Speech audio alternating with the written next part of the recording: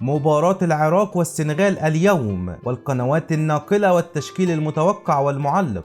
لكن قبل ما نبدأ في أي تفاصيل، ما تنسوش تدعمونا بلايك للفيديو واشترك في القناة لو انت أول مرة تشوفنا. يفتح استاد BMO فيلد أبوابه لمباراة قوية ومثيرة بين منتخب العراق ومنتخب السنغال مساء اليوم الجمعة، وذلك ضمن منافسات الجولة الثالثة لدور المجموعات لبطولة كأس العالم 2026، حيث يأتي أسود الرافدين من هزيمة أمام منتخب فرنسا بنتيجة 3-0، ويدخل المنتخب العراقي مباراة اليوم بكل قوة وتركيز عالي لتحقيق الفوز، لكن عليه القتال أمام أسود التيرانجا. ومن ناحية تانية يأتي المنتخب السنغالي من هزيمة أمام منتخب النرويج بنتيجة 3-2، ويسعى أسود التيرانجا لتقديم مباراة قوية وتحقيق الثلاث نقاط. قبل التشكيل ما تنسوش تكتبوا لنا توقعاتكم لنتيجة المباراة في التعليقات.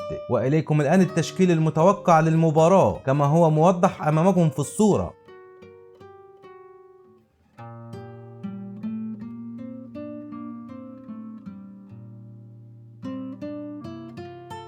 وتنقل المباراة على قناة BN سبورت ماكس 1 بصوت المعلق خليل البلوشي، وتنطلق المباراة في تمام الساعة 9 مساء بتوقيت تونس والمغرب والجزائر، 10 مساء بتوقيت مصر والسودان وليبيا، 11 مساء بتوقيت السعودية والعراق وسوريا. في النهاية ما تنسوش تدعمونا بلايك للفيديو واشترك في القناة لو انت أول مرة تشوفنا. شكرا لكم على المشاهدة واشوفكم على خير.